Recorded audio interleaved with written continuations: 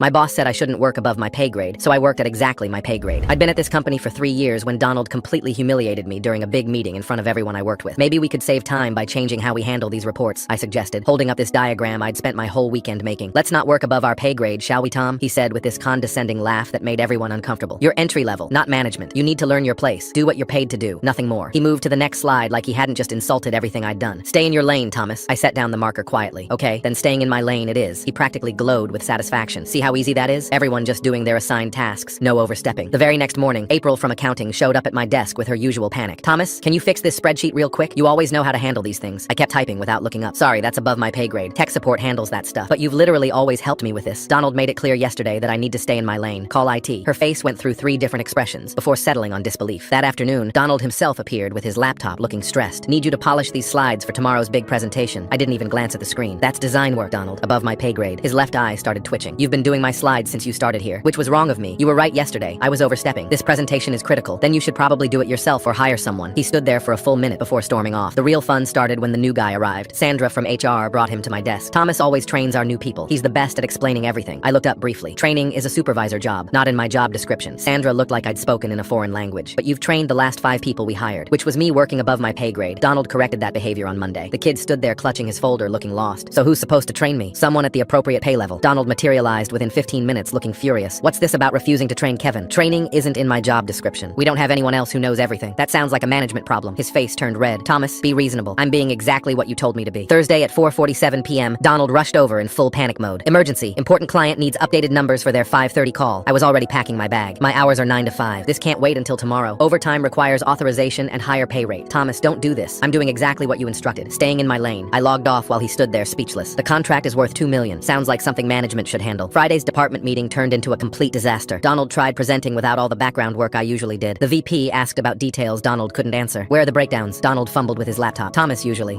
They're being compiled. I thought Thomas did those, Cora said. Thomas is focusing on his core responsibilities, Donald said through gritted teeth, which apparently don't include the 20 other things he was doing. April added, still bitter about the spreadsheet incident. By week 2, everything was falling apart. The printer stayed broken because I stopped fixing it. Reports went out with errors because I stopped checking them. Clients complained about delays because I stopped covering for others. Monday morning, Donald called me into his office with HR present. We need to discuss your recent performance. My performance has been exactly at my pay grade level. You're being deliberately difficult. I'm being exactly what you told me to be. The HR rep shifted uncomfortably. Thomas, we value team players here. Team players who work above their pay grade without compensation? Dead silence filled the room. I'll go back to doing everything tomorrow at the appropriate salary. Donald's face went purple. That's a 40% raise. That's the difference between my pay and the work I was doing. This is extortion. This is market rate. The HR rep cleared her throat. Donald, if Thomas was performing duties above his level. Donald glared at both of us before finally agreeing.